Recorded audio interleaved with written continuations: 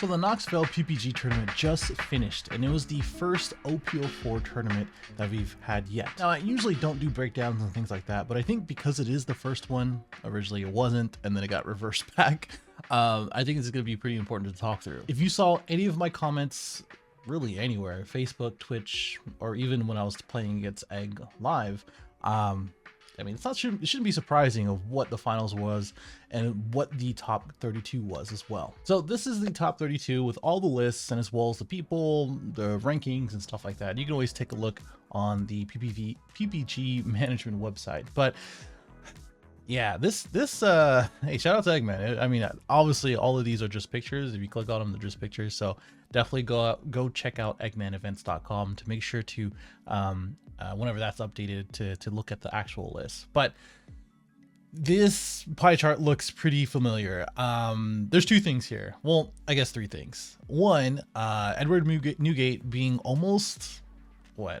half. Yeah, I mean, I would say almost half. That's a good third right there out of the top 32 taking top cuts. I will say, like, there's a few, like a good handful in the latter half of the top 32. So if you just cut here, we only have 1 2 3 4 5 6 6 of them. It looks like 6. Yeah, so that is something to consider. But if anything, because this is over, I think over 1,000 people who played, top 32 was going to be the thing. And again, this is the OP04 first, and I think what had really happened for everyone, right, is one of two things. One, they know their deck already, right, and they know it's still pretty strong. And in OP04, nothing really kind of took over. It just kind of crept in, or at least gave you another option to play or something else to play, basically. So those who were good at their decks already, like Michael E or Fee, I've seen his name before, Chris Sock, Cliff, Will Gaming, I think William, I think number 10, who was in the finals. You know, those type of people, we kind of know what deck they're going to be playing. So obviously, if they are confident in that deck, they're not going to change it up. And of course, you know, it just depends on what they're feeling or whatever. The other side of it is that you might get option fatigue with a new set out, and that happens with any card game. It doesn't matter which card game you're going or you're going to be playing, or what event you'll be playing. When a new set comes out, and with this one came out last week or this week officially, and this being the newest tournament with the newest cards and everything, when you get option fatigue, it just ends up being you end up being in a place where you just don't know what to pick. Do you pick Rebecca to go against red? Do you pick Katakuri to go against Rebecca? Do you just play Newgate, right? Or do you play Law? Which, you know, hey, I'm cool with saying and being wrong here, but what are these Law players doing, man? They must be the most broken Law players ever to keep getting them top cut. Because, like, Fire Fist exists, Rebecca exists, you know, a bunch of stuff that answers laws exists. I think obviously it's probably a 50-50 matchup against Newgate. So, like, if you're a decent Law player, you can probably win against Newgate more often than not.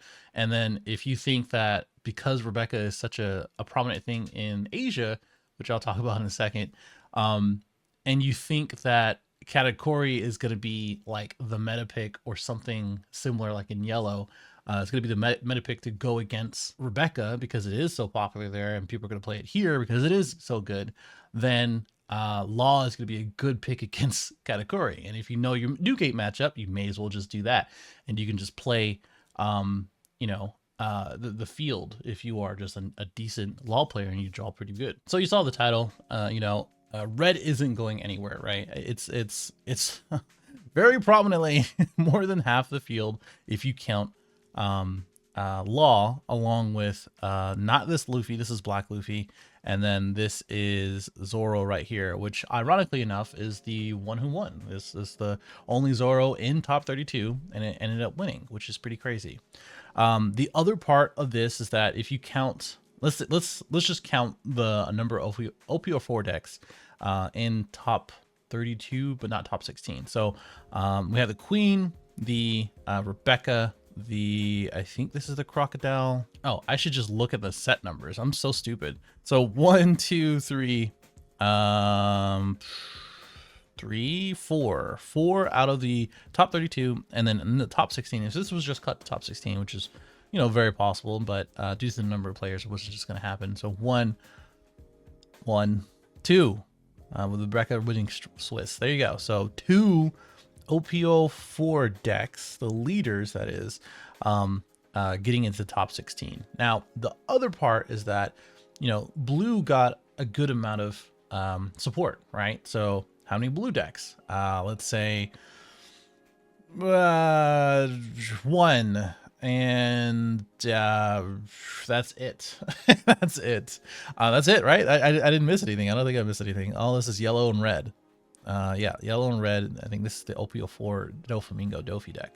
Now, it's interesting to know that, you know, we got a notice by Bandai saying that the restrictions will not be lifted. So Radical Beam as well as Marco, etc., are all going to be still restricted, which is good to know. But obviously, with those restrictions and as well as the same decks, nothing is really changed, right? Like, it, when you really see it, when you really think about it, yeah, sure, OP04 has crept into it for leaders. That's fine. But when you look at these decks, right? When you look at Edward Newgate, or you look at any of the current decks that we know and love, none of these decks have OP04 cards. There's nothing special about that. And we're gonna look at the Zora deck, which doesn't have, it has one OP04 card, which is a one of, which I think he just put in last minute. That's just me. I think he just wanted another target for Fire Fist. But when you really look at it, it is pretty sad to look at this. Like, it is pretty whack. Like, there's a reason. Okay. I'm a terrible player, so let's not go down the route for that. Is why sometimes I don't go to events. But sometimes, like, when I think about, like, hey, I want to go to an event, do I want to play against all of this? This is really the question. And does Bandai really look at this? Like, did they really look at all of the top cuts, like the last like dozen, I would say, everywhere? And I'm not even talking about here in America, but everywhere, and not look at Newgate and be like, hey, you know, this isn't this an issue? Like, no? Okay, well, we'll see what happens in the next couple months for that. The other part of that is that, like, here in the US, here in North America, at least in the OP04 format, and not the OP05 format in Asia, Singapore, everywhere else, right? I think if you look at the championship series that they stream on the official Bandai channels, like, in comparison, I feel that North American players and just people here play a lot more aggressive, right? They take the opportunities when they can. They don't play the control. They don't play the slow game, right? At least in my opinion, at least from what I've seen, and just in general, who I play against, you know, just locally in events I played in, stuff like that, right? And that really does kind of go with what we see here, right? I think that is the case. You know, not all of these, except for Rebecca, I guess, category. Okay, I was gonna say, like, well, just look at red, I guess. Like, anything red is probably gonna be not very control based. So yeah, if anything, yeah, I'm babbling. So let's look at the first place deck list. Wait. Wait. So let's look at the first place deck list instead. So again, no OP04 cards. The only one is Table Manor Kit Course, which basically red just got their 0 cost at 3k power to pitch another card, basically. So I'm sure in 1 or 2 instances throughout the entire, like, what, 9-10 rounds, I think it was 9 rounds, because there's one undefeated, it came up, right? I don't know if it came up very often, but it's there. But I think, again, with so many event cards, when you really think about it, we have 1, 2, 5, 6, 7, 8, 9, 10, 11, 12 12 event cards, which I think are, it makes sense. With 3 Fire Fists, I just took away the alt art. I don't know why One Piece.dev does this, but with 3 Fire Fists, you want targets as often as you can, and all of these, as I understand, well, I guess not. So these, so if we look at the list, right, the one drop sort of lineup obviously are all searchable by the Dan. Doesn't include Nami, right? This is all Whitebeard pirates focused, right? And it's just why some people are calling for straw hat pirates only, or straw hat crew only for Zoro to be errated. And do I agree with that? I can see that being a thing, like in the future, right? I don't know if that's a thing right now, because if Whitebeard goes away as a leader, people might go to Zoro, and then people might start playing Rebecca a little bit more. And if you did see the video that I put out for the deck building guide and gameplay and stuff like that, Rebecca's not for everybody. It is a pretty difficult play, like deck to play in general. And even if we do have more Zoro players, if Whitebeard gets hit, I don't think Zoro's gonna get hit. I think that people might, you know, gravitate to either one. And they might gravitate to something a little bit slower too. Who knows? Either way, Whitebeard pirates all over the place. Marco's F4. Everything that matters is F4. Makino, Izu, Buggy, Curly the Dan, etc. Right? He even plays 2 jet pistol, which with Gordon can get any of the 8Ks. Or really 9Ks. So against black, against yellow, stuff like that, that's going to be really good. Marshall to teach, which I'm wondering what that particular this card is matched up for. I think some people ended up moving away towards it, but because this is so Whitebeard heavy, and because if you do get it down and you know, you're not going against red or maybe even black, you don't really have to worry about too much.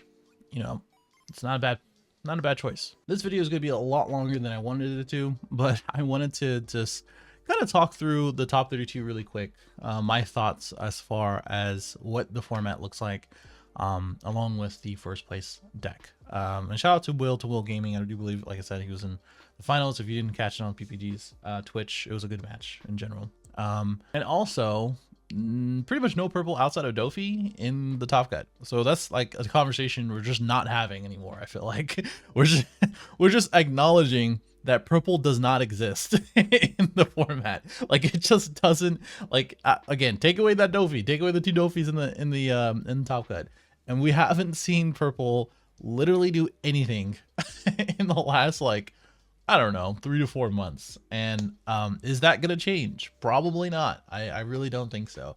Dovi's a great, awesome leader to play. It's very fun.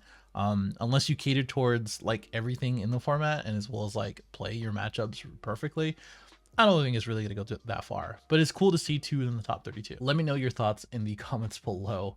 Like, subscribe, do all that stuff. If you want to see more talking about the format and my thoughts and stuff like that, let me know as well. But I will see you in the next one.